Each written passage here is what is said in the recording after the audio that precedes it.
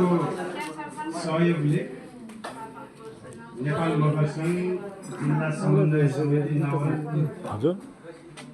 आयोजित दोस्रो साझा सभा भेट्छ दाइ काका त हुनु थापा सङ्ग्रहालय यो वनभोज कार्यक्रमको अध्यक्ष एवं समन्वयका अध्यक्ष पाल्पोमा छ यो कार्यक्रमका विशेष अतिथि पाल्पोमै घर बनाएर बसेछ तानसेनमा जिल्ला मास्केज्यू केन्द्रीय सल्लाहकार धनबहादुर मास्केज्यू बुढोको फेरि कमिटीका साथीहरू जिल्लाका इन्चार्ज बुढाले भने हामीलाई लाग्छ हामीले हानेर लाग्दैन गाउँपालिकाबाट प्रतिनिधित्व गर्दै आउनुभएका सबै अग्रज व्यक्तित्व महानुभावहरू वडा अध्यक्ष तपाईँहरूको पार गरेर थाम्दा नै हो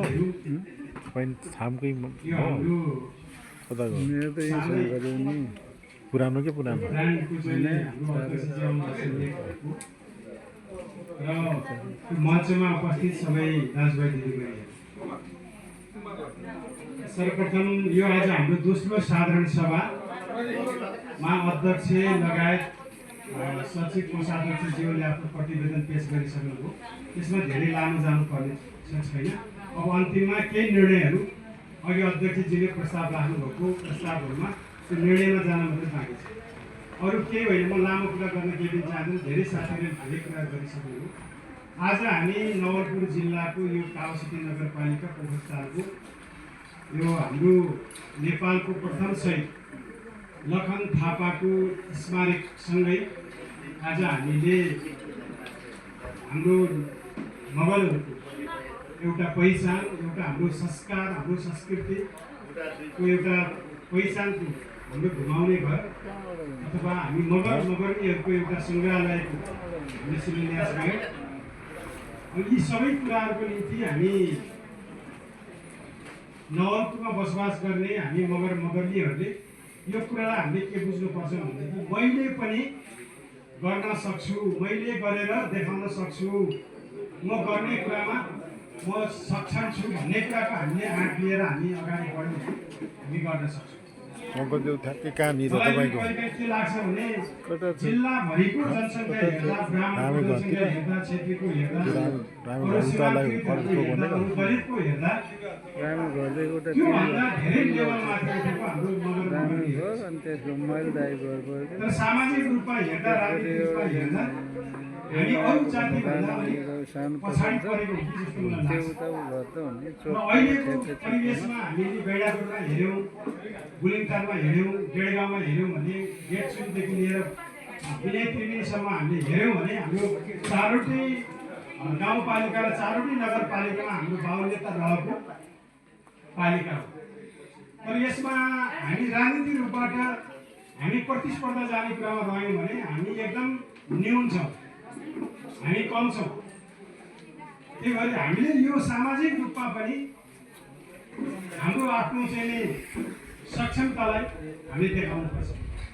जबसम्म हामीले सामाजिक रूपमा आफ्नो सक्षमतालाई पनि देखाउन सकेनौँ हामीसँग भएको केही सपना र योजनाहरू र हामीप्रतिको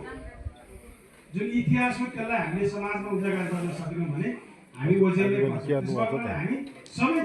त्यो राजनीतिक विचारबाट एउटा ठाउँमा होला तर साझा रूपबाट हामी मगरको एउटा इतिहासलाई मगरको पहिचानलाई मगरको संस्कारलाई मगरको संस्कृतिलाई मगरको वेशभूषालाई हामीले अगाडि बढाउनुको निम्ति हामी तपाईँ हामी एक हुनु जरुरी छ त्यही त भन्नु त्यसो भएको हुनाले पैसाले कुनै पनि हालतमा हामी अरूसँग प्रतिस्पर्धा हामी सजिलैसँग हामी गर्न सक्छौँ मैले अघि नै भने मैले गर्न सक्छु भन्ने तपाईँ आँटका साथ हजुर उभिनु भयो भने तपाईँ सक्नुहुन्छ हाम्रो जस्तै दिमाग हो हामी जस्तै बोल्ने हो हामी जस्तै मान्छे हो कि हामीसँग प्रतिस्पर्धा गर्ने अरू जातका मान्छे हो त्यसो भएको हुनाले हामीले पहिला कुरा त हाम्रो एउटा बानी पनि के छ भने जिम्मेवारीबाट अलिक पन्छौँ जिम्मेवारी लिन नचाहने र अरूले नै जिम्मेवारी लिइदिएपछि बरु उसको पछि हामी बस्तीमा हैसे गर्ने वा सहयोग गर्ने तर आफैले योजना बनाएर नेतृत्व गर्ने कुरामा आफूले पहल कदमी गर्नलाई अलिक आफू चाहिँ नै कमजोर हो कि मैले सक्दिनँ कि मैले जान्दिनँ कि मैले कहीँ बिराइहालेँ भने मलाई अरूले केही भन्छ कि भन्ने हिसाबले अहिले हेर्नुहोस् त नेपालमै दुनियाँको कुरा किन नेपालकै कुरा हेर्नुहोस्, एउटा ऱ्यापरले आज प्राइम मिनिस्टर खाइदियो। कसैले यहाँ मेरो राजनीति यति लामो छ, मैले यति भूमिगत अवस्थाबाट यस्तो गरे हो, म यस्तो पार्टीको मान्छे हो भनेर कसैले भयो? एउटा ऱ्यापरले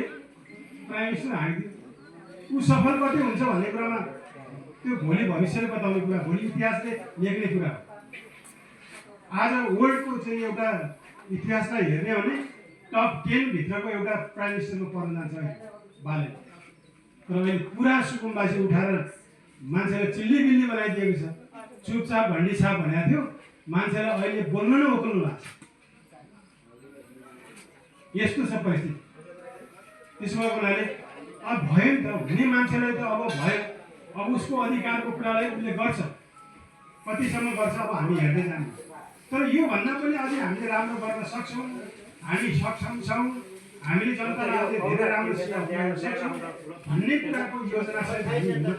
अगाडि बढायौँ भने हामी पनि सक्छौँ। त्यसो भएको हुनाले हामीले धेरै राम्रो कुरा नगरौँ। अब यो आज हामीले शिलान्यास गरेको सङ्ग्रहालयलाई यसलाई पुरा गर्नका निम्ति र हाम्रो अघि काकालाई चार्जीले भन्नुभयो, इन्द्र फालजीले, हामीले जुन लखन थापाको चाहिँ स्मारक बनाएका थियौँ त्यसको पनि हामीले एक दिन हिसाब किताब हामी देखाउनेछौँ। आज त्यसको कोषाध्यक्ष हाम्रो प्रेम राणाज्यू अमेरिका जानुभएको छ र हामीले अब त्यहाँ हामीलाई जति सहयोग गर्नुहुन्छ त्यो सहयोग गर्ने दाताहरूको निम्ति पनि गर्नु। अब यो पोखरी तालको प्लानिङ पनि म यसको संस्थापक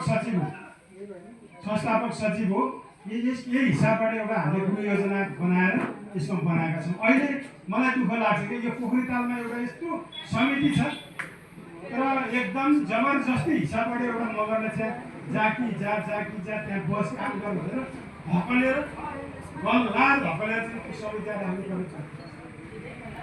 यो पोखरी ताललाई यहाँ पानी जम्मा गर्ने, अब यसलाई चाहिँ भविष्यमा बोटिङ गरेर माछा पनि पाउने त्यसको प्लानिङ हो। हामीले कालसुती खानेपानीसँग हामीले पानी अपुर भएको बेलामा हामीले कालसुती खानेपानीलाई पानी दिन्छौँ, तर अहिले नै हामीलाई एग्रिमेन्ट गरेर